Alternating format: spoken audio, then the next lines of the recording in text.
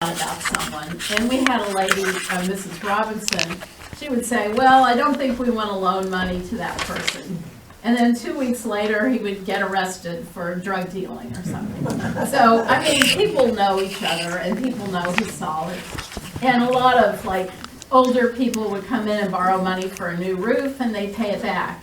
And you know, they didn't need a lot of money, but it was a very homey kind of loan fund.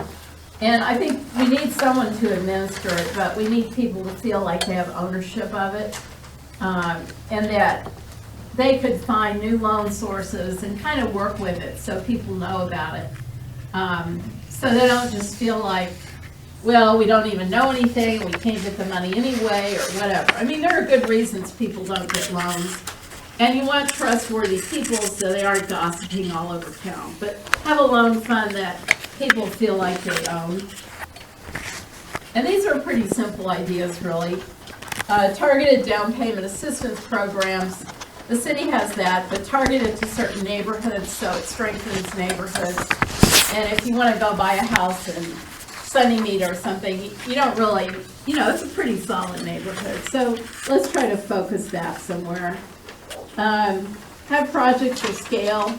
Right now you have acquisition, rehab, resale programs. So someone might buy a house, spend $100,000 and sell it for $70,000.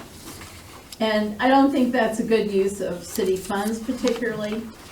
So if we're going to promote home ownership, let's do projects of 10 units or more. And people can go out and get money from outside the community so that they have a little more punch to the programs. And try to get some market rate housing in the projects too. So you'll have a project that's big. So you don't just do one house on the block and then it doesn't sell for 6 months. You know, get like 10 houses at a time and focus on a block. You could have a model block somewhere and kind of get some synergy.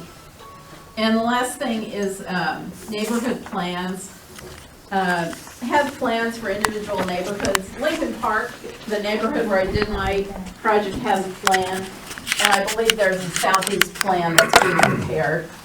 And I think the neighborhood plans are a place for the neighbors and the city to sit down and talk in a smaller scale.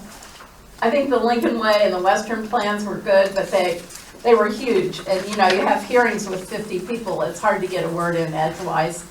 And it leads to a lot of blame and name calling and all kinds of stuff that maybe isn't exactly true. I don't want to. Anyway, it's hard to get a grip on the process. And if you had a plan for, say, you know, this neighborhood around this area, what needs to be done here? And then people would understand better what to do, and that would give them a better platform for investment. And then you could tie other city programs into the plan.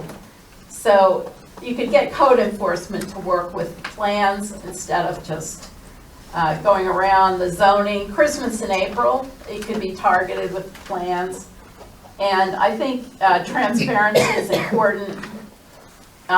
So if the city is planning to acquire land, just tell people and let them know.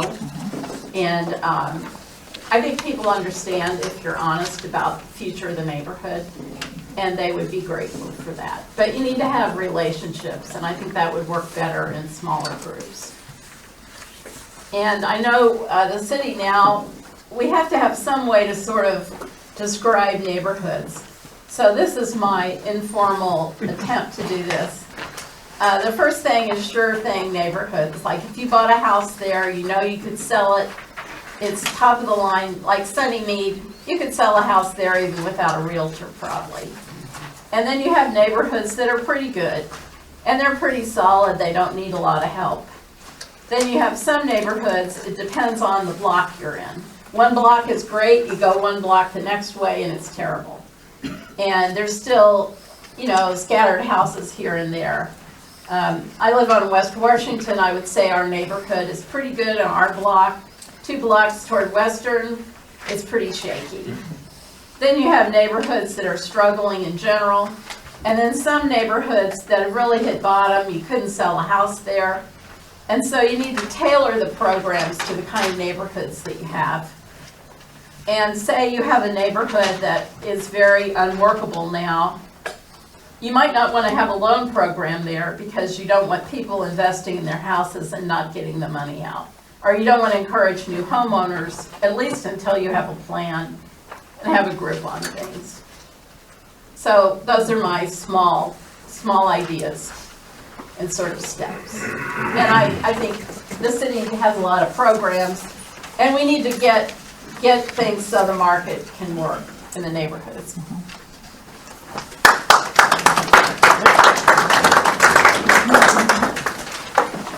Someone give Scott he's got a handout, okay. You haven't even Scott a hand up. You haven't, I'm just joking, Scott, okay. Great ideas, right? So, and that's, I really want to say that I do appreciate the folks from the city being here tonight. They said very specifically, I hope you don't mind me sharing, but that they were here to listen tonight. So that was part of why they chose not to present, but they wanted to know more about what ideas are out in the community to kind of just be in the place of, okay, maybe we have something to learn. So that's what we're all here tonight. So we're going to, again, encourage your questions, your comments, and your input as we move into the discussion section. My section is not going to be that long because we really need to get into, really the meat of what's happening in the community, what people are concerned about, and what kinds of things, these wonderful ideas that's already been presented, that we want to start taking and moving forward with. So first I want to, my piece is about this really exciting program that's happening because, as Linda said, we're really looking at solutions to this issue. Now, before I go into that, that's my teaser, I do want to point out some of the things that, just again highlight some of what Ann was talking about. In these last 4 years now, I think it's been, since we've been kind of embarking on this issue of addressing vacant and abandoned homes in our neighborhoods. There has been a lot of confusion and misinformation and just lack of communication, and that's been talked about and addressed in terms of how can we get the information from the city. So I just want to appreciate that Ann brought up that idea that, one of her big things is we need to make sure that there's transparency in the city government, talk to the residents, let us know what the plan is, more importantly, engage us in that process. Because even now, the way in which, like one of the first things that she talked about is the land assembly process.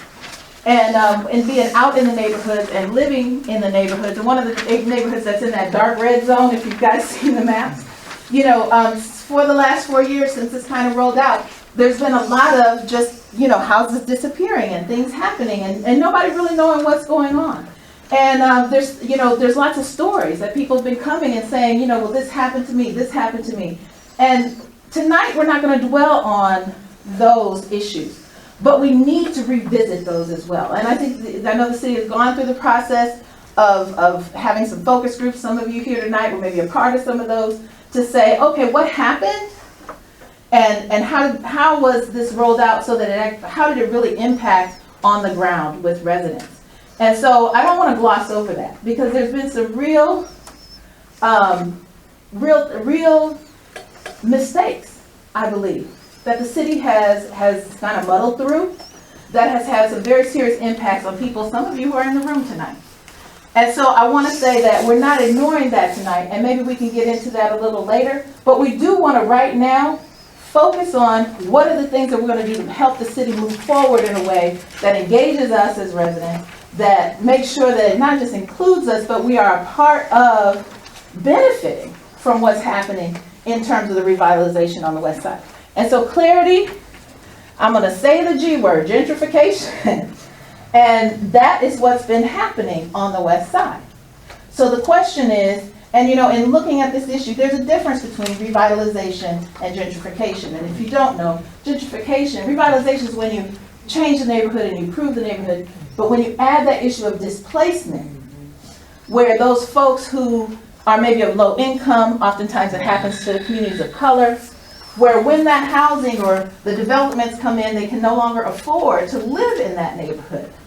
Those are the things that I think are not being talked about in these kinds of forums with the city. And we need to be very intentional about making sure that the city, as they wrote in their plans, and I quote it all the time, it says, any family who lives on the west side, wants to stay on the west side, will have a beautiful home and a thriving neighborhood. And I keep saying we can't just say those words. We have to make sure we're watching the process. We all want those things, but it's not what we want, it's what we get. It's not about intention, it's about the impact. And so we have to set those benchmarks to make sure that we're staying. And so that's what tonight is about. Because we want to help with this collective intellect that we have, not just in this room, but in this community. What are those ideas that we can share with the city to say, hey, these are ways that we can achieve that goal together? Okay, off my soapbox. All right. You can tell Regina's a teacher. See, she's up there, she's got it. I taught middle school. You gotta keep doing all of this to keep their attention, right? Okay. So, this is yours. I don't know why I'm holding that. I was supposed to give you a presentation. All right. So, this is time for the exciting part, right? Like I said, we've been working on this issue for several years. One particular neighborhood on the west side, the Far Northwest Neighborhood Association, was formed, I think it was like 3 years ago, with this express purpose of taking control of the neighborhood and addressing these issues of vacant and abandoned homes. Some of those residents in that neighborhood association, you want to raise your hand, are here tonight. And since the beginning, the idea that Ann was talking about and Linda mentioned before of this revolving loan fund has been on the table. And we said, you know what? We learned about all these resources from the city, the Community Development Block Grant, that CDBG money. It's there. There's millions of dollars coming here for our community to revitalize our neighborhoods. How do we access those dollars? And that's what tonight is, this whole thing about you have to be educated and know how to access what's there. And so what we found is that we too could be a part of that. We too could get some of that money, but we needed a 501c3. So we set about that. We got lots of resources. Notre Dame even brought over a student and helped us create our little 501c3. And so that process took a while, but we hung in there and we're still working. Now, meanwhile, we started working together and more people started coming together and getting excited about this idea, this opportunity of us taking a hold of our community and changing things ourselves. And even today, as we stand here, we've developed relationships with the city, such that we have our code inspector that comes to pretty much every one of our monthly meetings. The city representatives are, actually it's the Far Northwest is in District 1, Tim Scott, comes to our meetings, or he makes sure to call and let us know he can't make it. You know, so all of these things are about neighbors and residents understanding the power of effective citizen engagement. And so what we've learned, like we just had our meeting just before this one, and it was really neat because Tim Scott came to one of our meetings a few months ago. And as soon as we came in, we were like, oh my gosh, did you see that? We got these curbs and sidewalk. And certain neighbors was like, wow, it's beautiful. How did it happen? Well, what we found out was, well, there was a meeting. And if you happen to be at the meeting that day, Tim Scott was there and he said, you know what? I've got an allotment to do some curbs and sidewalks. Who needs their curbs and sidewalks done? Sign up on this paper. And they signed up. You know, we signed up for a lot of stuff, right? And we think, okay, whatever. Next thing you know, city was out there actually getting the work done. And so it was amazing. Then other neighbors are like, wait a minute, how'd you get yours done? Wait, how did that happen? So it began this whole kind of snowball effect of understanding the power of working together. And yes, we're holding our city government accountable because it did take 2 years, Tim, for him to come, but he came. And now he's engaged 100%. So now we're ready to move to the next level. The CDBG grant came, as it does every year. And it just so happens that given whatever happened, we didn't know the schedule and we didn't have time to apply for it. So we had our 501c3. There was the money that was available. It was time to apply and we missed it. The whole reason we put that together. But guess what? We said, you know what? We don't have to wait till next year. We don't have to wait for the city to give us money to fix our neighborhood. This is our neighborhood. So I don't know how many of you guys know Hardy Blake. I don't know how many of you guys ever heard of Blakeonomics. But it's been around for a long time. And people knew it and we thought about it. And we said, what if we took this concept, if you don't know, it's about people coming together and putting their money together. I just have to put a little bit here. I just have to put a little bit here. But when you put it together, it makes a bigger impact. So we took this idea of Blakeonomics and we combined it with what we wanted to do. We were gonna apply for money from the city to create this revolving loan fund that Ann was talking about. Now, how many know what a revolving loan fund is? We've talked about it, did we? Yeah? I'm seeing some yeah and some not really. In a nutshell, it's money that's available to lend out at a low or no interest loans to people right in the neighborhood. So a community of people, and working in association with maybe the city or the banks or whomever, but neighbors make the decision on who gets those loans. And as Ann was talking about, they would know who's going to be able to pay those back. So those traditional barriers to getting those smaller loans go away. Because I might not have the good credit, but I've got the standing in my community. I know the community residents know that I can pay that back. So we said, you know what, we don't have to wait. We're going to put these two things together. And so in the last several months, we've been working, but it's not just that Far Northwest Neighborhood Association. We've connected with other neighborhoods in that area. And so we have also the Kennedy Park Neighborhood Association, which is just south of Lincoln Way. And then between those two, the Far Northwest is like Lathrop to Elwood. And then right in between there from Elwood to Lincoln Way is the LaSalle area neighborhood. And they don't have a formal association yet. But what we're doing is we're here to inspire them to say, you know what, this is what we can do. So we're also being really smart because we've engaged and we've educated ourselves on the city's goals. We know what kinds of things, where the city is going in that direction. We understand that they want to look at Lincoln Way and those neighborhoods behind Lincoln Way for development. So we're saying, you know what, let's work in concert with what the city is already looking to put their money towards. Let's pool our money, make sure we're taking care of what we need for our needs. And then we can kind of work together and those two ideas will reinforce each other. We can get a lot more work done. So how does it work?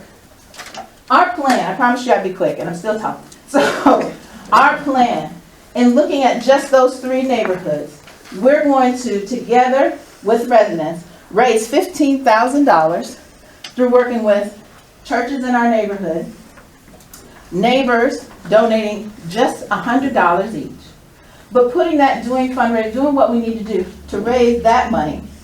But there'll be half of that we're going to raise as a neighborhood, but we also know that the rest of the city cares about what happens on the west side. So whereas it's important that we invest in ourselves, because that's where we have the power. We realize we're doing this ourselves. So it's important we invest in ourselves and we put that in there, but we're also going to invite others to recognize the potential and the importance of what's happening on the west side. And so also allow through fundraisers and private donations, people to match what we've raised. So whereas within those three neighborhoods, we're committed to raising $7,500. And on the outside, anybody can also donate and share, and we'll do those fundraisers to bring that up. Then there's another level, because if we haven't mentioned it already, then after we've already got the money, the $15,000, we're going to choose, this is just a project for this spring, we're going to choose 3 houses, one in each neighborhood, and we're going to put a new roof on it. So this is a rooftop initiative. We've got all kinds of ideas. Mow Better Home, raise the roof. I don't know. We've taken ideas for the name of the initiative. But we're going to spend that money right here in our neighborhoods, right here with our neighbors.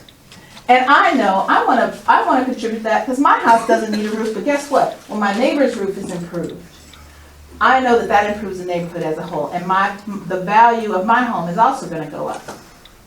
So we're doing a rooftop initiative. We're raising the money to make sure that everyone, and we're going to put, you're going to see these big old wonderful signs that say, raise the roof, or whatever it is. Like I said, we're taking ideas so that other people understand and know. And again, that's just magnifying the power and the energy that's within neighbors, and we're going to bring it together. So that's the first part. And then the city's going to say, wow, that's so awesome. We're going to match that $15,000 and we're going to give you another fit. Right.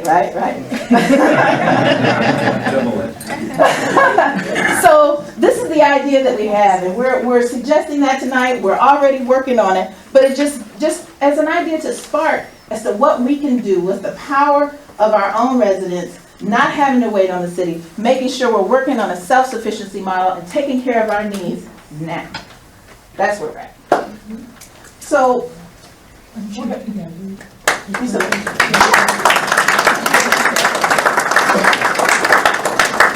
going to take questions and comments. This is just a discussion portion. Let's all talk about what's happening here.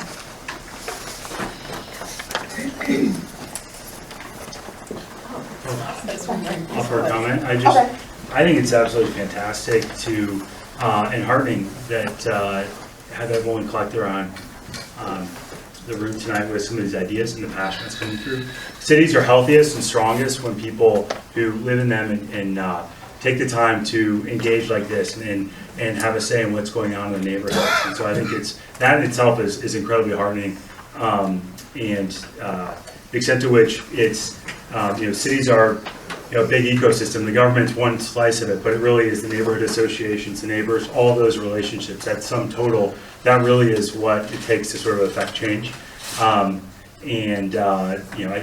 think these are exciting conversations now to really look at towards the revitalization of the neighborhoods. We, to a certain extent, the vacant housing is a symptom. We know that there are root causes, right? So that symptom, some issues of blight, there was some headway made to address that. Now it's really digging in and saying, what are the resources that can be put into place? What policies can be changed? What can we do in terms of legislation to help set up for strong, healthy communities? And so this is an important conversation to have. And as was mentioned earlier, we've had a series of focus groups. We're also, some of you may have received in the mail a survey, which is also sort of tapping into this as well, just sort of make sure that we're able to get a sense of what perceptions and thinking is around the city. But we're also doing a fair amount of internal assessment in the next few weeks with the thought that in December we share some thoughts about both lessons learned in the last 1,000 days, if you will, and how that will inform activities going forward in a way that to really calibrate those activities and policies to make the most sense to help address the residents and eliminate some of those issues that have been cited in terms of issues with the process that have been discussed. So I think this is a really exciting conversation. I think it's great to talk about ways to leverage and match resources to help address the housing. Mr. Chandler? My name is Richard Chandler. I'm 77 years old. I was born and raised here. I'm still curious about what are you going to do about these vacant lots. You had a chance to, like the people who stayed on both sides of those houses, you had a chance to say the money you got to tear those houses down. You could approach any one of those people on either side and said, well, we'll let you have this house if you fix it up and you can rent it out, but you have to spend the money on the house. And you could come back out there, give them a length of time, and come back and inspect. If they didn't do it, or they spend the money on something else, then you got the right to sue them, put them in jail, whatever. But this is not what happens. You come in and tear houses down, you got vacant lots. You got land that you're not getting any tax on. That don't make sense. You're not helping us. You're making things worse for us. Out of all the time I've been in South Bend, we have always got the bad end of it. We have never gotten anything where we could come out and say we on the same level. Only people, the white people that stayed in our neighborhoods, they had an opportunity to move out. The ones who couldn't afford to go, they had to stay. But they got rolled up into what we were in. But they did, some of them made it out.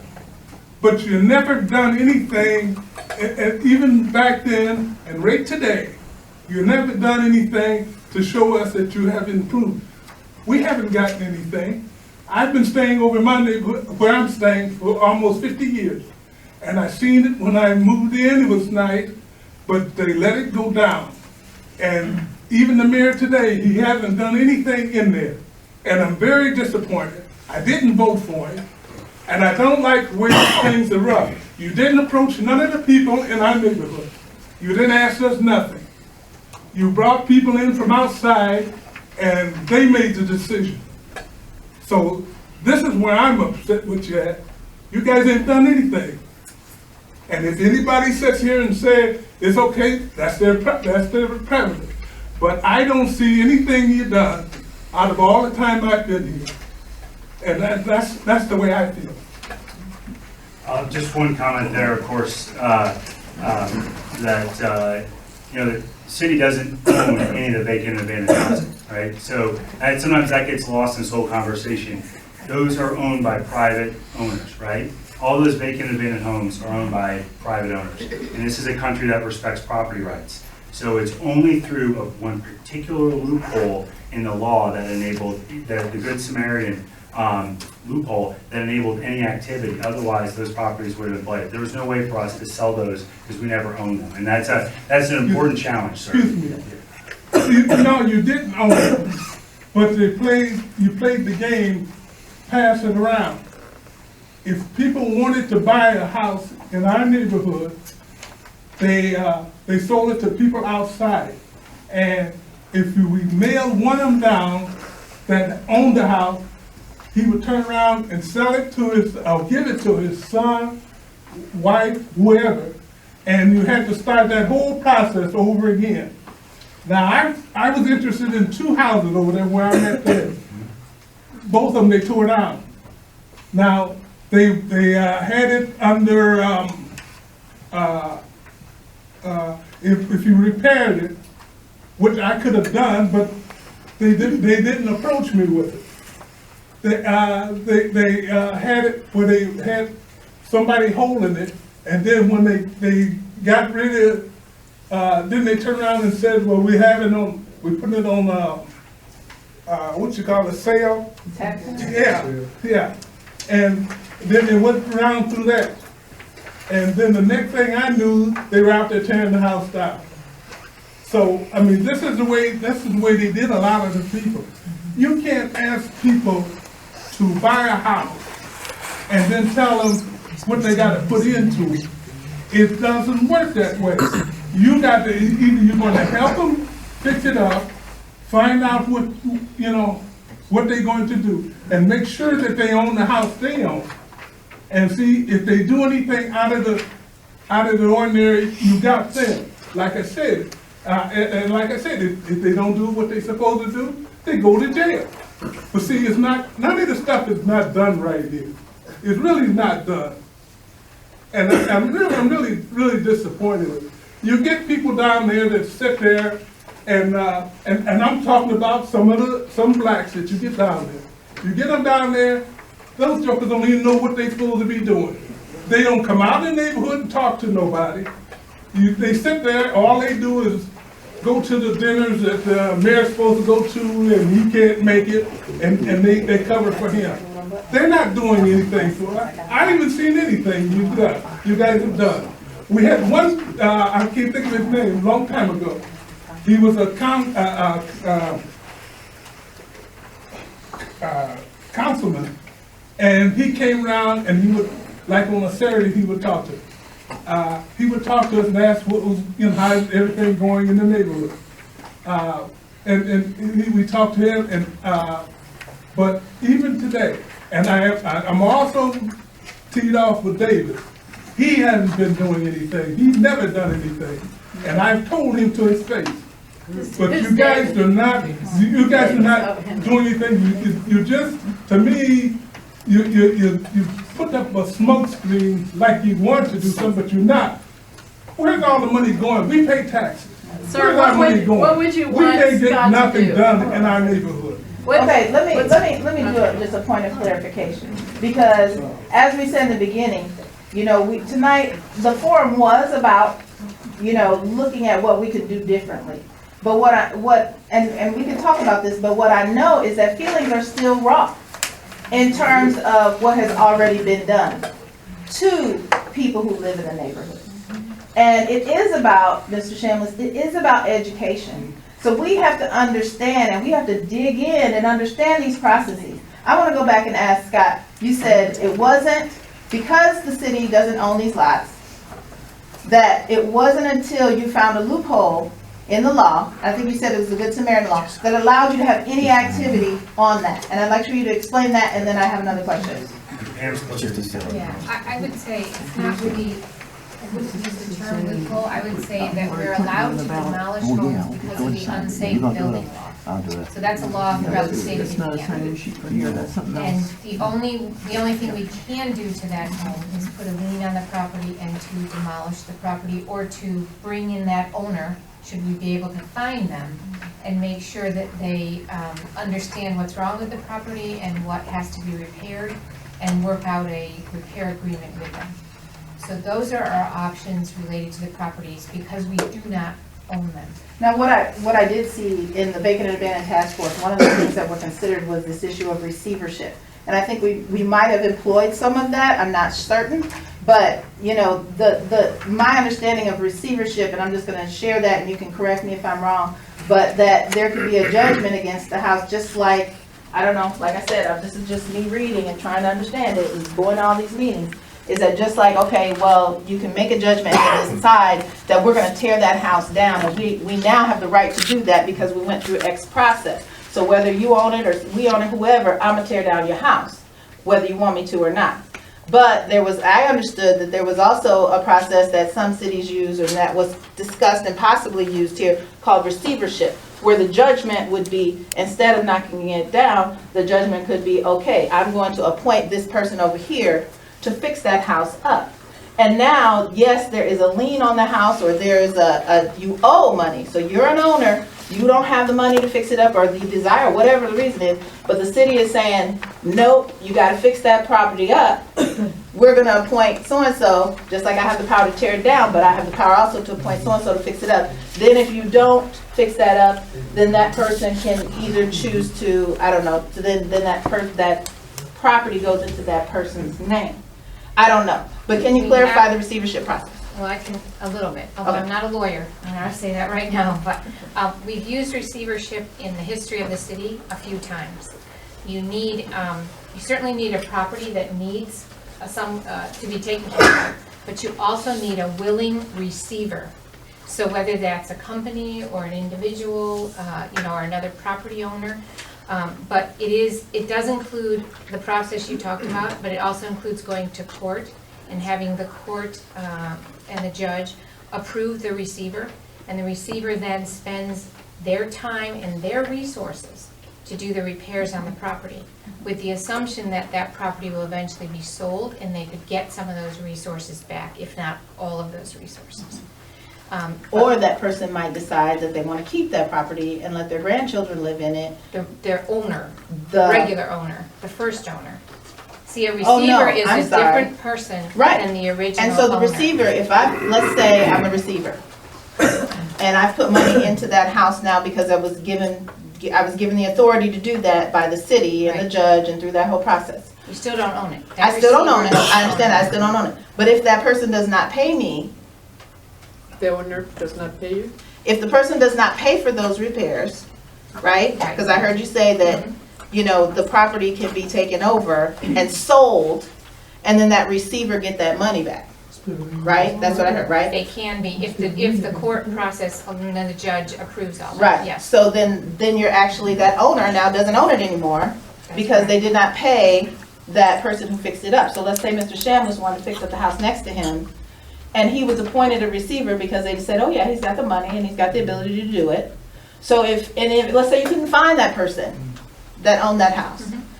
If the judge and whomever, the city, would have appointed Mr. Shamlis the receiver, he could have fixed those up, and that house up that he was interested in. And then regardless of whether we found that owner or we didn't find that owner, the process would move forward so that instead of the process moving forward and we knock it down, the process moving forward and now a responsible owner who lives right in the neighborhood, who cares about that property, has the ability to actually own that property.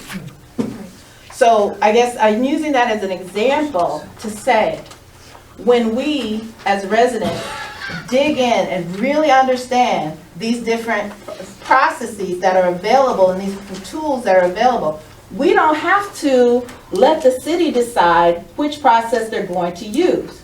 We can stand up and say, hey, you know, I read the Vacant and Abandoned Task Force. I heard about the receiver process. This is what's going on. Because what I heard from Mr. Shambliss is there was a lot of misinformation. Every time you go to the city, it was like, okay, I don't know. I'm not getting information. I don't know what's going on. And so I think that that's a part of the transparency that we're talking about. That if we're working together, truly, the city, working with the residents and sharing information. And if the goal is truly to redevelop or revitalize the neighborhood, then that should be in the hands of the people as to who already lives there, as to what that neighborhood's gonna look like. And I've heard you guys say that that's what you want. But there's that problem in sharing all of the real information about what's possible. And so that's where I think the disconnect is, and that's where the mistrust comes in. Because people know that there are things that can be done, but I think that the city has chosen a path. And so just like you chose to knock those houses down, there was an option of maybe there are people that are interested. So I don't know what that process was to decide, let's tear them down instead of find a receiver. I would say this, that generally a receiver is not, and having a receivership program is not the same kind of level of a program like your loan program that you're talking about, where you have a lot of people involved in the process. You know, a community might have 3 or 4 or 5 receivers that are known in the community, that have the resources to front those dollars and to repair the home at the level that the court and the requirements would be. So I understand exactly what you're saying, but I would not, I think receivership is a separate level where a city really has to think about, do we have the correct properties and do we have the correct receivers, and how would we go about doing that? And is it worth the legal time and the process? Because this is still a lengthy process. It doesn't happen in a couple months. Let me ask, would that have been worth the time for you, Mr. Shambliss? Seeing as how you were trying to get those homes for 3 years, do you think it'd been worth the time? Yeah, it would, but you guys didn't follow up and find out who owns the house, and if they were coming back or whatever. You could have got it off the market then. If you'd have had somebody there to check in and find out if those people leaving the house, they don't want nothing else to do with it, they signed off on it. And then the house could have been up for sale, or somebody could walk in and take it. See, our neighborhood was really nice when I moved over there, but they let those houses go down, and the word was out that they were going to let it go down. That was the word. And when they had one fire over there, the fire department came over there and said, we don't have to worry about it. We can take our time to put it out, because they don't care about this neighborhood anyway. Now, that was attitude. That was a long time ago. And It's been around for a long time. It was on the southeast side too. Yeah, I knew it was on the southeast side. And I stayed over there too. They bought up houses over there, and they got insurance on them, and they let the kids go in there and shoot some dice and whatever, and they left some gasoline in there, and the kids got mad and set them afire, and the people collected insurance on them. So, and I don't know. That's the kind of stuff they roll over. I think the 1,000 houses in 1,000 days was a big sort of broad scale, wide brush approach. And it happened fast, relatively fast, and we have a little more time now to do something a little more particular for each neighborhood. So it was a citywide sort of massive program. And I think that the wide-scale demolition is probably finished, and we need to get down to the neighborhood level and say, what do we need to do in this neighborhood? And make some positive programs now. And I think that's really true, and I think it's important to validate what's happened to people now. Right. Because if we're gonna move forward together and say, okay, now we trust you, city. You know, Well, you I'm can't not always just saying do that. Right, I know, but I'm just using that example, is that we have to really kind of uncover what happened, illuminate that, educate ourselves, and then move forward with all of the information. Because I think part of what, and I don't know if it's true, but part of what I thought I was hearing was really an assumption that the people who live in this neighborhood don't have the resources couldn't possibly be receivers, or couldn't possibly fix the homes up to the standard. And I'm telling you right now, she's gonna be mad. But my mama received 2 properties on her own and fixed those up that were right on her block in her neighborhood. And this is what I'm saying, it's like, I think we move forward too fast, and you're right, 1,000 houses in 1,000 days, it was like, we gotta get this done, and that's why we didn't have the time. But you know what, we've been waiting on our neighborhoods to get fixed for 20 years, 40 years, some of us. So I wouldn't mind taking the time, I don't know about anybody else, to make sure that we're actually a part of that process and getting it done. And I'm sorry I'm talking a lot because it's something that, I've been, but I know Penny's had her hand up for a long time, Jesse, and then. The Community Development Block Grant Program is, a portion of that is supposed to be used for housing. And one of the problems is, I believe that that money cannot go for landlords. Like you said, you would like to have had some of that and been able to rent it. It has to be owner occupant, that's a federal requirement, right? No. No, it's not? No. That's just a local? It's a programmatic, the block grant program has to be used for low and moderate income beneficiaries. So anybody who you're building for or rehabbing for or spending the money on has to be a low and moderate income individual. And it has to be an owner occupant. The current not program landlord. that the city operates requires that it's a homeowner occupied property. And how much money does the city, South Bend is a direct entitlement city. That's correct. They don't have to vie for those dollars, they automatically get them. Do you know how much they get a year? And how much of that is supposed to be housing? There's no requirement on how much is housing, There it's isn't? your local choice, but it's probably about $2.3 million total. And they've heretofore spent a lot of money on, like they pick a street and try to rehab all the homes on it. And then it doesn't necessarily spread out to the rest of the neighborhood like they did Cottage Grove. There was a lot of money spent on those homes along there. And I think in many instances, didn't they spend more on them than they could sell them for? Often you spend more than what they're supposed And to. that's frustrating to those of us in the private sector, because we can't ever do that. You know, you try to, spend less than, make a little bit of profit. The city ought to be looking to try to make a little bit of profit too, when you're doing that sort of thing, but that's one of the frustrations. And then at least 50% of the housing stock is rentals, and yet landlords who can fix up the homes and provide decent housing for people can't get it because, it's for owner occupants. And the issue of owner occupancy, that's one of the things we've been working with Scott and them on, is to say, we also, even though we know that traditionally, that's kind of one of the automatic requirements, you have to live in it. But if we look at the economy, we can't just operate in a vacuum. If we look at how the world is working these days in the economy, there's a lot of seniors right now who have these pensions and have this experience. They have this, wonderful long history with this great company that provided them whatever, and their children are struggling.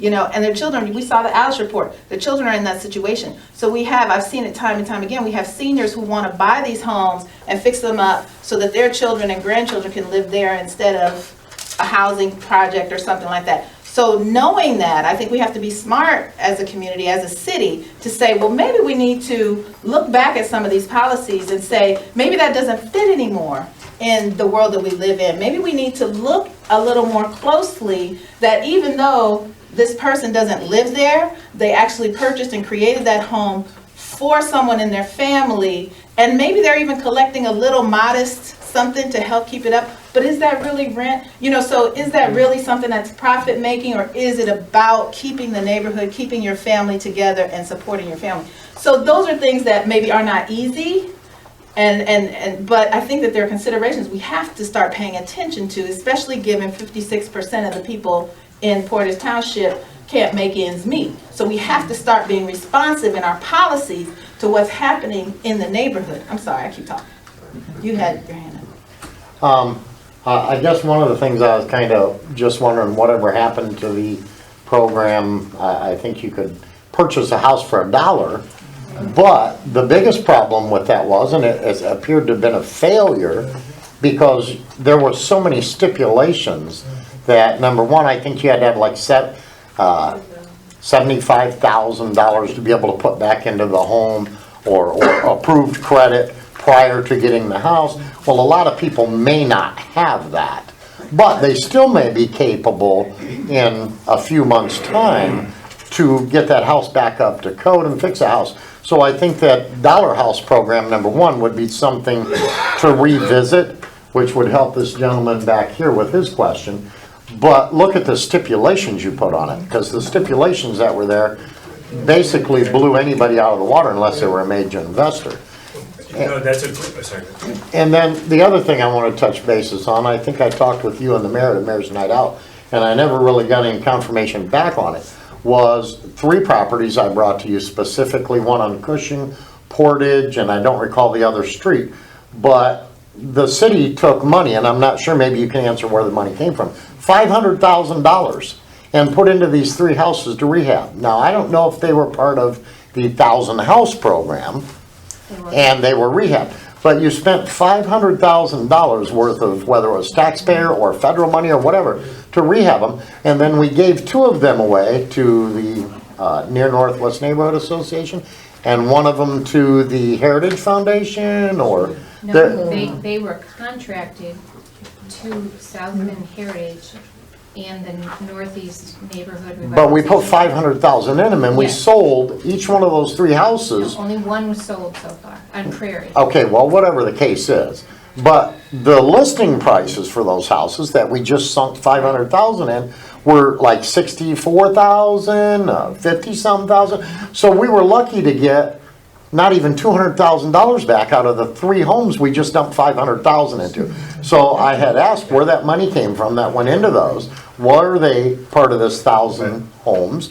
And why would we dump all this money into those homes and then basically give them to not-for-profits? Because if I'm correct, when they get sold, the city's not going to get the money back for those. The money goes to the not-for-profits? Only in those particular cases, that was the proposal for those 3 houses. When we do that kind of same process with federal dollars, when the house is sold, it's a requirement that that money come back to the city and be put in the pot for the next round. So those weren't federal dollars, those were our Those local were- tax dollars, They or? were vacant and abandoned dollars, and they were 3 houses that we had gotten back as a city from an old loan program because of defaults and. So when those are situations. sold, though, will the city recoup their money? No. When the agreement was that the proceeds of the sale would go back to the entity that actually did the The rehabilitation. not-profits. Yes. So. And it helps to pay for, the ones that haven't sold so far, they're paying for lawn mowing and electricity and gas, and then through the winter, they'll pay for snow plowing, et cetera. To get to your question, I had the same reaction.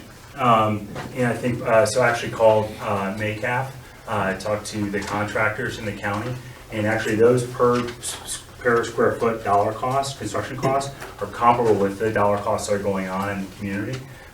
So that helps. That was also part of the light bulb saying, we need a new system, we need a new approach to this, because you're looking at if the rehab costs, which goes back, Regina, frankly, to the question about receivership, because it's the exact same situation, just you should switch out an actor. It costs $150,000 to rehab a $60,000 house, let alone a $30,000 house. That's the same reason why, and that's because whenever you use the public money, taxpayer dollars, you gotta bring it up to like fully to code, you gotta use licensed contractors, gotta make sure, things like lead paint, all those things, because when you're using public dollars, you gotta check all those boxes, right? I guess, just real quick, I guess my question would be, who chose those 3 houses to be rehabbed? Because with $500,000, I could have hired a builder to build 6 homes at $75,000 a piece, and we could have housed 6 families for that same money in brand-new homes on vacant lots that you had, instead of housing 3 families in 100-year-old homes that you went and rehabbed. So, I mean, to me, it doesn't make very smart sense in economic development or community investment to dump $500,000, and even if it's federal money, still came out of our pockets, into these 3 homes and then give them to a not-for-profit And I understand what the not-for-profits ideas are, but to give it to them, and you're not gonna recoup any of that money. I mean, it just makes no sense. And if we're supposed to be investing in the community, that's not a very wise investment. And I'm not college educated, so, you know, bottom line is, if I can see that, I'm sure anybody in this room can see that. That's wasteful spending.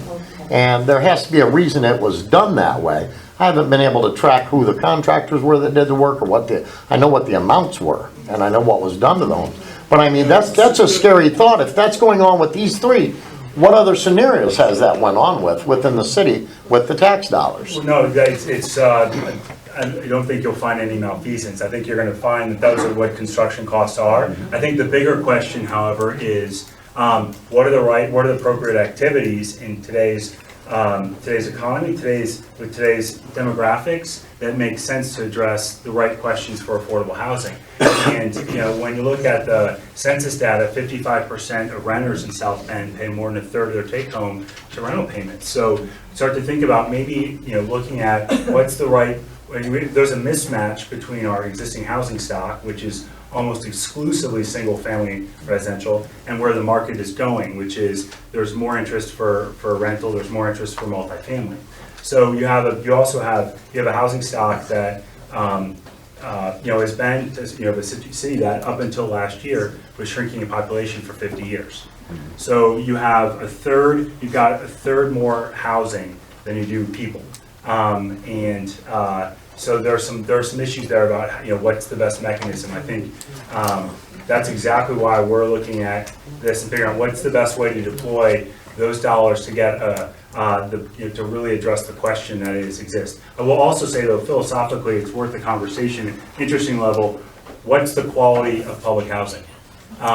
Because, you know, there's one school of thought that gets as much as possible, you know, get as many units as possible. And what happens is it gets built at a poor quality. The other school of thought is public housing should be aspirational. It should help lead the market. It should help. It should be built to a higher standard so that it inspires the private sector. I think that's where the legacy of some of those projects were done. They're done to high standard. And I think part of that question is, you know, what's the best delivery mechanism? But I'm with you. I think that absolutely has to get reviewed. There was a hand over here earlier. I just had a question, it's a little off track from what you're talking about, but in a certain neighborhood, particularly my street, a few of the neighbors, as well as myself, don't know how to go about finding property owners. Is there a best way to call somebody to find out who owns a certain property in the city of South Bend? I would say the best way would be to go to the assessor's office, or to, if you have a computer and you can go online, you can find the most current owner name, not necessarily the address, I think. You can't, if you can, the website is, if you have access to it, maps.maycog.gis, I'll look it up, but that's, if you look onto the Maycog website, click on St. Joe County. Is it maps.maycog? Maycog, if you were to Google Maycog Maps, but if you go and then you can just zoom into the site, you can just go on the map, click on the property, and it'll tell you the owner and the address. You can put the address in and the Yes. will pop up. And if it's a corporation that owns it, you can go to the Secretary of State's office, and every corporation has a person's name who's responsible for that corporation. So it's pretty easy for anybody to find You out. can put find property owners in St. Joseph County, Indiana, that will work too. It'll be expensive to get the lawyer to do a title search. Okay, there's a couple of people that are kind of talking about different things, and maybe we can accumulate that information and share that out. I can write the website up here on the screen. Okay, terrific. There's another, so maybe we can do that. If you make sure if you put your address or email address here, maybe that's something we can share out. And I just want to ask, are these vacant and abandoned homes, or are these? You know, not yet. They're vacant, and the one in particular on my street has been vacant now without renters for 4 years. I see people come and go and look at it, and it's deteriorating right in front of my eyes. So, What's you your know, street? I hear what you're saying, but I think I'd rather have it torn down than sitting there and people sleeping in and out, you know. all the time. Well, and and I was just curious, just, you know, you mentioned your neighbors are looking for it because you want to, I mean, what, like if you, let's say you find out who the owners are. To do something with it. I mean, there is a management corporation that comes on and does the lawn, but the house itself has been actually sitting there with no occupant for at least 4, maybe 5 years. Yeah, one of the first big meetings the community forum had, we used to be called the Community Forum for Economic Development. And we had a meeting in the old Payless store, and there were 170 people there. I know because I counted the chair. When people was left, I said, how did we get so many people? You know, it's about vacant and abandoned property. Okay, so then years later, we have a situation where it's a crisis because it was given a little bit of Tylenol for a while and nobody ever investigated what was going on and nobody ever looked at the whole situation. I know they thought they did, and maybe they did to some degree, and they probably Googled some best practice things, and I don't know all of the things that are behind it. But we have to, the point isn't to throw blame, that's not what I'm saying. I mean, there are people, Mr. Chambers, I need to say while I have the floor, for just a minute. He has been working to improve the NNN neighborhood since we moved in there in 1990, and he was an old timer, and the Chamberses were at every meeting, and I heard him say, I never heard him talk so much, so long, but I heard him say the same thing at meeting after meeting, because he's been trying to do, there's a lot of people in motion. What we have now is a second, there's another beginning.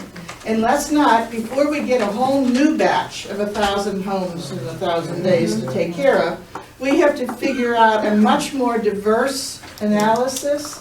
And we have to, I don't think you have to have that whole answer. I mean, I like this loan fund because what I fought for is taking a small bite. One small bite. Did you hear that? I made fun of 3 something or other earlier. And, only 3 vacant to value houses. 3, that's nothing. Well, I was the one who proposed 3 roofs because it was the people doing it. So you need a success, and you build on the success. We need to find out more about this housing stock. I don't know, we just took a lot of houses down. Do we still have an excess? I've changed my mind about rental. I used to, because I never lived in a house that we owned until I was out of college. I mean, we always rented, and I always felt like, oh, if one can live, especially with trees on my street. Now I say, dang, those trees are taking up the sidewalk. But I didn't have that view of rental. I thought, oh, rotten landlords, what are they doing? But people need to have good rental housing. It's not right that we don't have good rental housing. And so there are others willing to provide it. So I think it's like a new beginning. I mean, it's true, I agree with Regina. You can't just cover over the wound and it's never going to be a problem. You have to have the courage to look at what happened so that we don't repeat it. Sam? Maybe thinking of idea. One thing, maybe looking at ideas on ways to help prevent it, is trying to get more information out there about tax sale and how that works. And so when I first got started, working on the west side, one of the first things that I kind of did was learn about how tax sale works and all that, and how tax sale doesn't work and how complicated it is. But last year at certificate sale, I bought a property for $25 just to learn how it works. And I'm just now finishing that process. It's been 7 months. And so we've talked about it at La Casa. Is that a way that we can help educate folks about how it works? Because they could buy property for $500 to $2,000 or whatever, but the only people that I ever see really using tax sale are big developers who want to buy things they can tear down or rebuild. And so maybe we need to educate, that's what we're looking at, how do we educate the community that I work with to say, hey, let's go out and buy these properties that are sitting on the block that are savable still, that we could save for cheaper than what a big contractor could do. Can I ask a question? I know you're not from the county. I know the county runs a tax sale. Yes, the county runs the tax sale. City does the code enforcement. And you're working on communication, I think, between the two. But one of my big questions is, because what I learned in this process was, not every city has their tax sale online. but that is something that we have St. Joe County tax, am I wrong? Is that true? It's online. Is that we're online, which makes it easier for these predatory folk to come in and they're bidding from Australia, you know, and all of these things. So if we're saying, and again, I'd still like to see the numbers Half on the how properties many. don't sell. Well, They're there but- every 6 months, they're back True. on tax sale. True, and there's ones that do sell, and then what I'm hearing, what I heard the city say all these years is, oh, well, all these people out of town keep buying them, and then they're the bad landlords, and that's what we're trying to get rid of. Well, then why do we have it online? You know, and is that a decision that we get to make as a community? And maybe that's a solution, maybe it's not, maybe it's easy, maybe it's not, I don't know. So first thing is about online, we just heard earlier about transparency. So I do think it's important to have things, and take advantage of every medium you have to make sure the information is available. But we did have, and fortunately the budget was passed, funding for legal assistance to help people navigate the tax sale.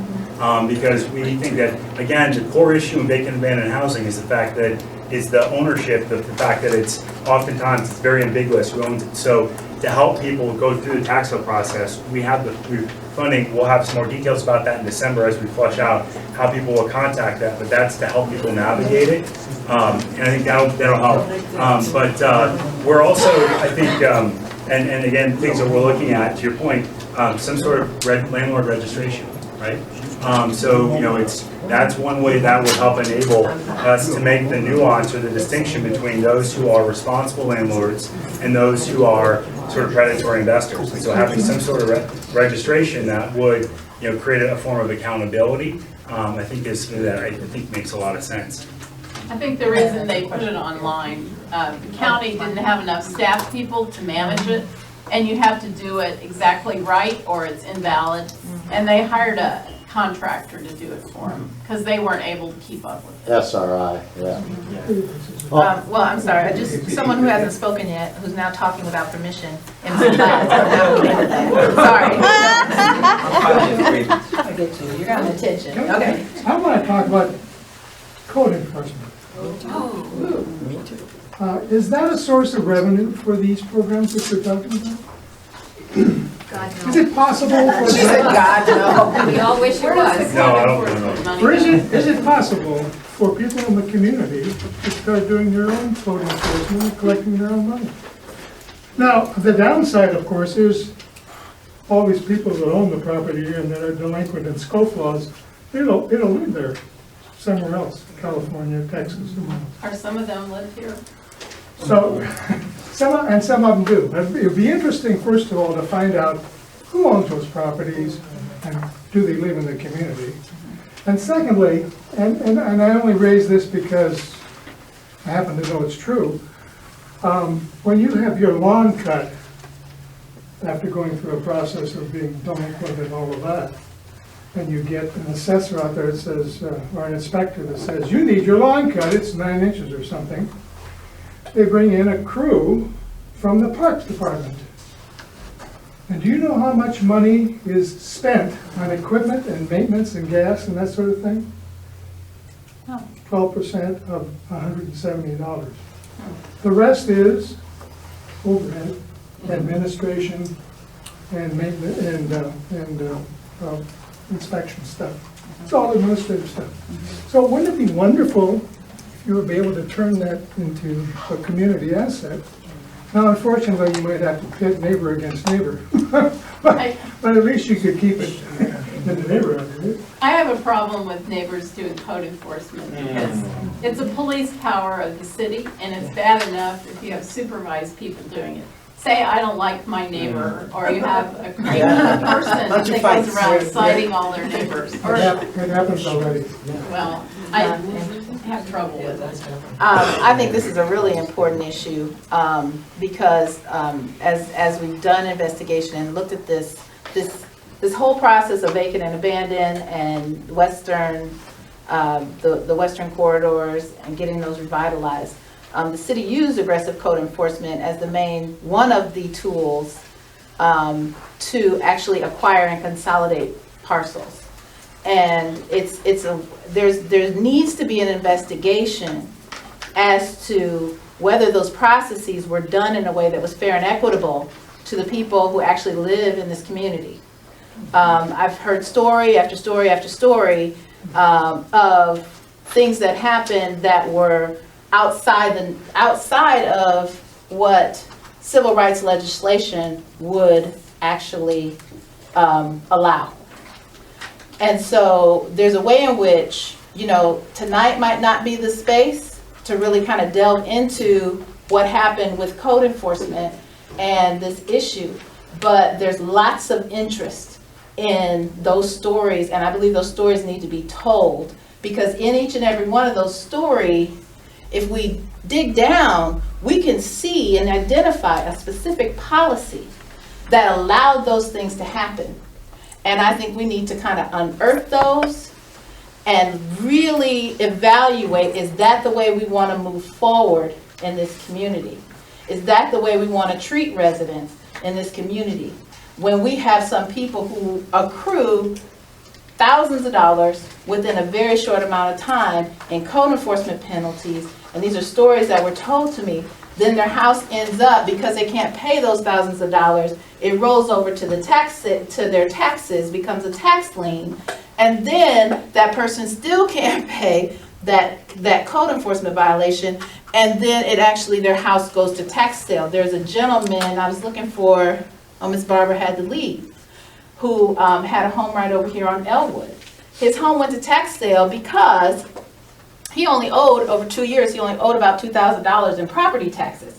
But when we looked at his actual tax order, there was $6,000 in code enforcement penalties that had been applied to him. And because he was unable to pay the code enforcement, he ended up losing his home. So was that legal? I think that the city put processes in place to make it legal, but I think that we need to decide, was it moral? Was it ethical? And if these are the ways in which our city wants to move forward in the process of acquisition and consolidation, I say no. And what I've heard, even though this 1,000 Houses, 1,000 Days is over, it's coming to an end in November, I've also been at different hearings and meetings, and I've heard people say, oh, this was such a success, maybe we need to continue. And so the fight is not over. You know, we need to be very clear about what we want to happen in our community as a community, and we need to get in there and we need to understand the process. And I'm ready to move forward. It's not about intention. Because I could sit here and say, oh, well, they did this and they did that and they did that. But I don't really care whether you meant to do it or you didn't mean to do it. The point is, it got done. And the issue is, we need to stop it. Does that make sense? Mm-hmm. Yeah. So those are issues that I'm really interested in, because we kind of battled back and forth when we were talking about how to structure tonight. Because all of those things do come in terms of what's happened in the past, and we keep talking about those things, yet we want to talk about the future too. Because it's not over, because it's still happening, you know, so we have to kind of balance that out. So I think that question, even just on code enforcement, and even some of this tax sale and how all those things play together, we need to educate ourselves, and I think it absolutely warrants another forum, another time to get together and really hash those things out. And maybe hear from some of those people that those things happen to, and then begin to understand, yes, we want to move forward in that way, or no, we got to stop that and find something different. So I want to say that all of the conversation that's happened tonight, I think that I can look at some of the things Ann said in terms of ideas in moving forward. Then when we had a conversation about receivership, when we talked about all of these different program options and money that's available, those can all fit into one of these 5 categories.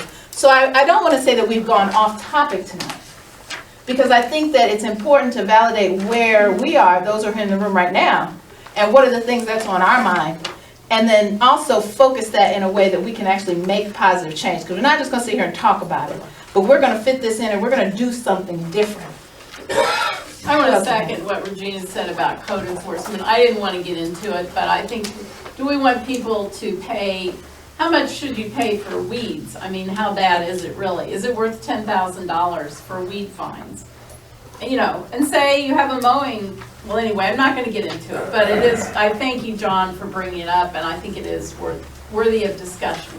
And we don't want people to go into bankruptcy because of code. So I think it's a very solid point to discuss, just not tonight. She had her hand up before? No. You know, we're focused on our local city and area, which is as it should be, of course. But I just want to put it into a little bigger context, in a sense. You know, Regina mentioned in Portage Township, we have 56% of the population, which is struggling to meet basic needs. And, you know, of course, it's not people are lazy and don't want to work. We've just gone through one of the most difficult economic environments that we have had, and we had the biggest financial crisis in our history since the Great Depression in 2008. Our economy has yet to recover, and people are struggling. So that's one thing that's going on in the neighborhoods. And of course, the reason we went through that crisis and difficult economic environment was because of the Wall Street banks and their promotion of housing speculation and the enormous crash that caused, and that took an enormous impact on many people's homes. People lost their homes due to foreclosure as a result of that. And so this is adding to the problem. So I think we need to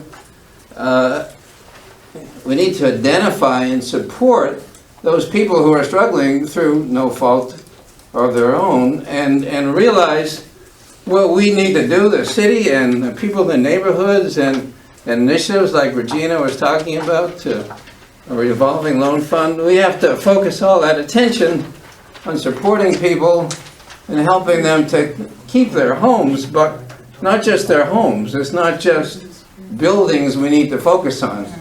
It's communities and neighborhoods and people being able to stay in the places that they've grown up in, and with their friends and neighbors and families.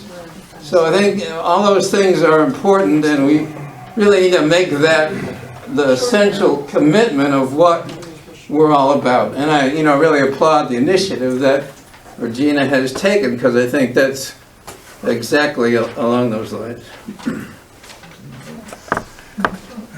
Well, I just want to talk about rehabbing houses, because I've probably rehabbed at least 100, maybe more, in this community. And usually for about $10,000, I can take a 3-bedroom, strip the wallpaper, refinish the hardwood floors, or put new carpet in and paint the thing, and update the kitchen and the bathroom for $10,000. You don't need $75,000 to do a house. But the city used to have the rental rehab program, and I'd like to see, one of my suggestions, to reinstitute that, because you could, 202 East Bartlett was a property that I got $10,000 from the city to rehab. And I had to match it with $10,000 in my own funds. But that could be my labor, my sweat equity, and materials that I had to buy. And for $20,000, that was a focal, it was right over Luther Park, and it was a good focal place for the neighborhood. And I was able to provide housing for 3 people in there. And every year for 10 years, they came and inspected and made sure I still had low and moderate income in there. And everything was still good. But that was a great program. And I was told they did away with it because of all the cost of coming and inspecting every year. But, it's an opportunity for a lot of people who live in these communities that want to get a hold of the house next to them, if they could do this matching funds and use the sweat equity. And I had to be the general contractor in that, but I'd done so many. So you have to have somebody that knows what they're doing, kind of supervising that. But I'd like to see the city think about reinstituting that. And what was it called again? Rental rehab program. Rental rehab program. And there is a Speaking group into in the town. recorder, so we can make sure to get that. Real Estate Investors Association, which you're a member too. There's a group of 50 or 60 real estate investors that meet every month, and we have speakers talking about the 3 different kinds of tax sales, and so you could learn the difference. Our president is right here right now, Pete Taddeo. And, you could learn a lot about these kind of programs if you'd come to those. And So you don't have to be a real estate investor to come to the meeting and no, learn. I mean, you're free to the public. Your first meeting is free, but if you want to learn more about how to get some of these properties and rehab them, and like your people on your street go together and try to buy something and figure out where you meet. And another problem I have is There was a plug, we want to plug for when and where you meet. 3602 South Ironwood Sanctuary at St. Paul's gives us a free room. The fourth Thursday of every month, except November, December, it's the third Thursday, 6:30 to 9 p.m. So it's this Thursday. It's this Thursday is next one, and we're having more people do screening, so you don't get tenants that aren't good neighbors. We want tenants that are good neighbors, and we give our cards out to neighbors, say, let us know if there's a problem. One other thing, the city should be taking names and doing something with them. When somebody says, I have all these code violations and I don't have money to fix them up. I understand people come to the code and say, please, city, buy my house, and the city can't do that. But they could, keep those names and say, maybe there's people that would like to buy them, but they don't. And I think that's another suggestion, the city could figure out some way of passing that on to groups that do rehab. There were a couple of hands. I think we've all been here long enough to understand that incentives from the city for the neighborhood community has always been an issue. Code has always been an issue. Rental property versus property owners have always been an issue. What Marty says is always a story, and it's an issue, and it's ongoing. But even if you step back farther than that, I guess in my opinion, I'd like to really understand what is the agenda. The west side of South Bend, Indiana is the last area of development that there is. South Bend is landlocked, east, south, and north. They have to develop west. I guess I just don't understand why it's so hard to do in a win-win situation way where you listen to the people that are living out there and try to do some of the things that they're asking because we always seem to participate in going along with whatever it is. We don't have all of the information. The processes change overnight, and the impact and it benefits the people. We get the worst end of it, it seems like, in the end. And I have to give a kudos to CFED. They've always been on the ball for having people come out. This manicure idea is wonderful over there on Oak Street, and it works real fine over here. It would fit right into downtown South Bend. And I'm not being negative, but it won't work everywhere. The idea of Blakeonomics is wonderful. I was attending his first presentation on that. And that's what a lot of the neighborhoods will probably need to look at along with the churches. Buy up this property and do something with it. I've learned a lot of good information, real good information tonight. So where do we go from here? Because I gotta go. You know what, one thing I just want to say quickly to your point in terms, and to the issue of transparency. I got the opportunity, I was given a call by someone and asked to actually present some of the stories that have been talking about in terms of the impact on neighborhood residents with the strategy that the city has used. And this was the Indiana Association for Community Economic Development. And I just have to say, I was really shocked that they asked me, number one, because I was like, well, I'm not going to say really all of these nice things. And it's like, no, we want to know. These are people from all over the state, city planners, people who do the same kind of stuff that our city government is doing in other parts. And I think that one of the big takeaways, and I'm looking specifically at you, Lynn, because I know that you've been at all of these meetings, like what I'm at these meetings, I'm seeing you there, And I think one of the things that was struck me so hard, I was really like unable to even speak when I went away that day, because I didn't just speak, but I participated in some of the sessions that were specifically about this initiative. And what I noticed is that, I take a breath because it's like, it was just really deep for me, is that our city has one presentation that they give when they come to the Charles Black Center, and a whole different presentation when they're talking to their colleagues in this kind of work. Right. And so one of the things I think would be really interesting, I sat on a bus, there was this wonderful mobile tour that talked about what happened in the community, and having been to so many meetings that the city presented in the neighborhood, it was just really like a brick wall to see, the language with which, all of the questions that's being asked out in the community. There's like all this kind of mystifying and questioning and kind of talking around, but there were some very direct questions that were asked, like, how in the world were you able to knock down 1,000 houses in 1,000 days? That's incredible. We haven't been able to do that. How'd you get around the laws? And there were some very specific answers to that. And it was just like, wow. So what I think would be really interesting is if we had that same presentation and we have some of the neighborhood people get on that bus and drive through and actually hear the same, see the same slides, hear the same presentation, because I don't think that, you know, I think that there's a way in which everybody wants the same goal. I truly believe that. Everybody wants to have this beautiful development on the west side. And I think that if the city would just take the chance and believe that maybe we could really work together with all the information, because honestly, oftentimes I feel talked down to. I feel like I don't know, I use the term plantation mentality, like we know what's best for you. You know, and I think that we need to get rid of that, because I think the city, you would find a lot of willing and helpful partners if we just knew what was going on. You know, and if we could just, like you said, do it in a fair and equitable way, I think you would be really surprised at how much cooperation you would get in terms of addressing these different issues in our community. So that's something that I want to propose and suggest, but I learned a lot in those couple of hours that I spent, you know, kind of on the inside.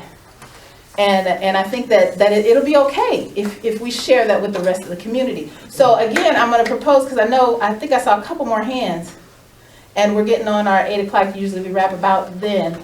But yes. I'd like to answer the question on how does the city go about choosing what streets to be repaired?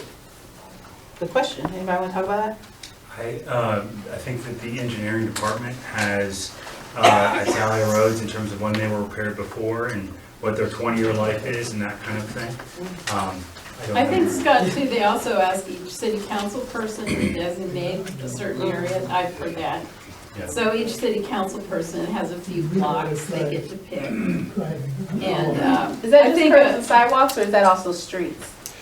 And I don't know about streets. And then also you have plans. The city makes these plans, and neighborhoods that have plans get higher price. This is my perspective from the outside. If you can get a plan for your neighborhood, that kind of helps. But Scott is the authority there. Because I noticed where I live, they paved the street up to a certain point, and they jumped over the area where I'm living. So I want to know how they go about choosing the streets to be repaired. Well, I was thinking about sidewalks. That's pretty. Those streets are caving in, and, you know, they got the old brick streets, which. Where do you could call the engineering department and see what they say. I mean, they might have an answer. What area are you living? On Washington. On Washington Street. Near and that's another thing too. How did it come about being called the near west side? It's west side from Michigan over is the west side of town. And you as go near west side? Like farther west? No, as opposed to just west side. This is west side, we just all west side. And if you're west of the divider, you're west. Yes. But we've broken it up into near west and far west, and quite frankly, I guess we live in the near west, and I can certainly understand and empathize with the fact that we seem to be skipped quite often. Right. And there's some process or some progress when it comes to organizations and companies, but there are residents there too, and we need some of that progress and process. And in our particular area, more specifically, on our particular street, we can identify with the neighbors helping neighbors, because we've been doing it ourselves, because, and I'm going to just say it, because our current council person is worthless. But having a worthless council person doesn't give excuse that we don't want to have a worthful area where we live. So I completely empathize with her. She was actually like my mom. Her son and I grew up together, but we live on a brick street. She's talking about the 1,000, 1,100, 1,200 block of West Washington. We live in the 1,000, 1,100, 1,200 block of West Jefferson. We're right behind a Civil Rights Heritage Center from IU. Directly, I throw my trash out to look at the Notre Dame Art Center, but the organizations and the companies are looking good, but there are residents in the area that absolutely refuse to move from that area because they love that area, and we just want the city to assist us. We're not asking, in our particular case, we're not asking for a handout. If you say you represent us, represent us. Well, we might get a better council person if we're lucky. Oh, we're going to get a better council person. Now which night is it about? Yes, yes. Okay, here and here, yes. Or Ms., want to go first? Yeah, I have been to a time meetings on abandoned property, and all of it's still the same. You can't do anything because someone owns it, okay? So instead of just sending bill after bill, you know, for code enforcement, tax lien, and all this, why not turn it around and try to send the homeowners that, you know, these vacant lots in them home, or alternative where maybe they can sign off the property to the city? Because I know if I have a house that I got at least $20,000 or $10,000 worth of lien on it, I would sign that property over in a heartbeat instead of sturdy adding up, you know. Well, see, actually, that's exactly the process that they created. And I think to your point of what's next, I think that if anybody's interested in education and understanding what the city has done, what kinds of things have changed over the last 4 years that kind of brought about this process where they were able to tear down address 1,000 houses in 1,000 days.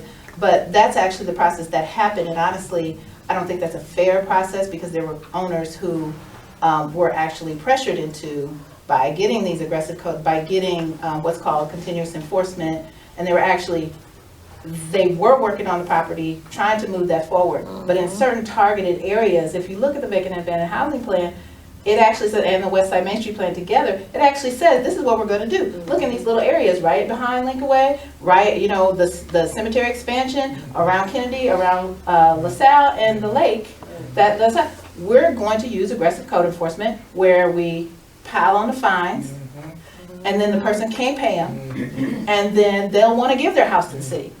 And they actually created a donation process where that's actually what happened. Now, did that work? Great. Are they able to acquire and consolidate parcels? Great. Are they going to provide redevelopment? Probably, and that's wonderful, but my big question is, it can be wonderful, my big question is, are we going to be able to afford what they build there? So, you know, it's not that kind of process can't be a good process. I think the lack of transparency made that process a very hurtful process for people who went through it. Because it wasn't just a financial burden, it became an emotional burden, it was stressful. We had people actually becoming physically ill because of the things that were happening to them because they didn't know what was going on. They were just getting all these fines, and it became like, oh my God, I mean, you're talking about the greatest asset a person has. And when we look at the ALS report and we put that in on this thing, a home can be used, if leveraged properly, to actually lift someone out of poverty.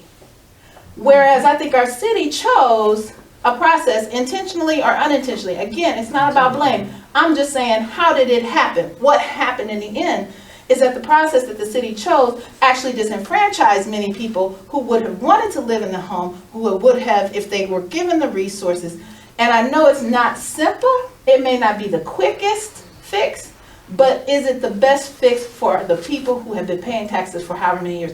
Is it the best fix for what we want as residents and how we want to continue moving forward as a city? So those, I think, are the questions, because that process, it does sound like, you know, yeah, let's get those people, let's rip those properties out of the hand. And that's actually the language that was used at one of the seminars I was in. Rip the property from these people who can't afford to do it. Sometimes that's just what you have to do. I don't agree with that. No, But back up. yes. like on my block, okay? I have lived on my block about 12, 13 years, okay? It's 2 houses on there that has been vacant ever since then.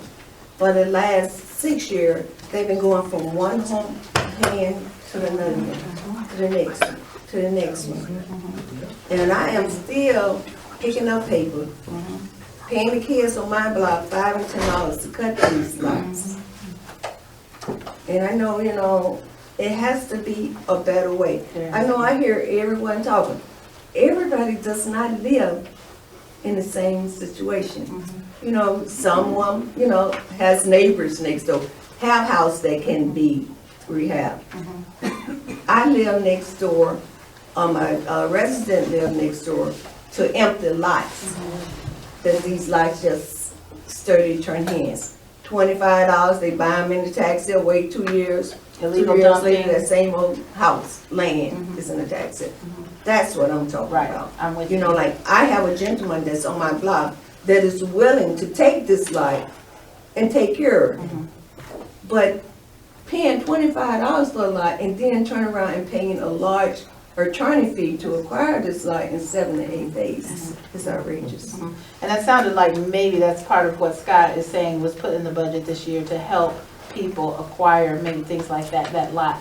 Because there's also issues where, you know, and that's been a lot of my questions, like, I want to understand more, and we need to understand more. When there's a lot and they say, okay, I want to get that lot. Okay, well, that's going to be $10,000. Wait, what? Well, there's a lien on it because we knocked the house down or whatever. Okay, well, when and how does that drop off?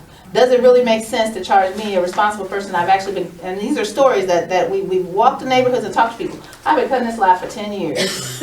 And I've been trying to get this lot for 10 years. Every year I go down. But they always say this. You know, but next thing you know, it ends up in somebody else's hands. How did that happen? So, you know, I think we have to dig in and begin to understand this part because those are very real concerns and issues that you're talking about. Jerry, Mr. Green? I don't know, so Scott, get this question of what you, we're interested in, as a neighborhood organization, Kennedy Park Neighborhood Organization, we're interested in sidewalks between Wilbur Street, between Lincoln Way and Linden on Wilbur Street. We look at it as a major corridor and stuff, and we got kids going to that King Center, we got teachers going to that King Center, we got ministers in and out, we got law enforcement up and down that one street. So why is it so neglected after? The date on those sidewalks go back to maybe 1960, 1950. You can't even see a sidewalk in some area. Not to cast any doubt on our politicians and stuff, but as a group working together, which we're trying to encourage in that neighborhood, and we're starting to reach out. People are starting to catch on what we're doing. That would mean so much to so many, in so many ways and stuff, just to get that one project done. And that could be a beginning for many of us in this whole city area. That one block right there. So the block between Linden, did you say, and Lincoln Way? On Wilbur Street. On Wilbur Street. Wilbur is the street between Linden and Lincoln Way. Right. You got the King Center here, and you got Lincoln Way, which you're gonna have airport traffic, you're gonna have Notre Dame traffic coming through there. To leave that neglected at a time and stuff that everybody else is building, that's leaving us behind. And I repeated that because, again, we want that in the notes, because when people express those specific concerns, that's something we can take and write down and make sure it gets addressed. Don't forget our tourists coming in and stuff, that's going to come to that street directly and stuff because of the interest in the city that is continuing to grow. Yep. So All the don't history neglect, around don't neglect our most precious parks. Anymore anyways, it's been neglected. Starting from back in the 50s and the 60s, I don't know how it got left behind. I was on the construction crew that put the beams up for the King Center. We even helped build those beams. I've been here 40 years. Why did they forget that? I didn't. There's so many people that still want to speak, and I know the time, we're after 8 o'clock. The question of what's next, we do have a couple of announcements. There's been a lot of interest. Again, if we want to set something up for another time, just look to your email if you put that on there. We'll talk about the possibility of having a conversation that's specifically about maybe code or about the tax sale process, because it is about educating ourselves on what's happening. And we spent some time tonight doing that, but we definitely want to talk about what can we do now, what's the next step. Yeah, the program, we usually meet once a month, usually on the third Tuesday. We switched it because there's a debate for the council members tomorrow, so that's why we're meeting on a Monday. We already have a different topic for next month. It's an exciting one. We hope you'll come. The community forum, because we're talking about economic justice, we're interested in a lot of, I mean, it all works together, but it's a lot of different issues. We're going to focus on workers next month and their ability to organize, and some of the decisions, the court decisions that have been made, which have changed that for like fast food workers, or for people that are designated as being independent contractors. So these are related issues, and there'll be a number of very knowledgeable people with experience in and out of unions, not all union people, a lot of different people with experience. That's next month. But it's very clear to me from watching tonight's meeting that very soon we have to continue this discussion. And so the important thing to do is to leave a way for us to reach you. So if you don't have email, put your phone number down. I don't always get to sending written notices out. But we will make a phone call and make sure you know whenever this is going to be brought up again, okay? But if you didn't sign up, please do. And thank you for coming. Thank you. It's a wonderful conversation.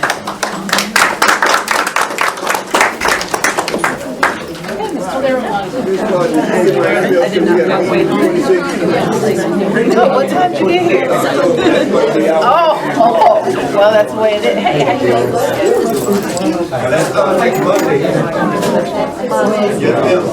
I got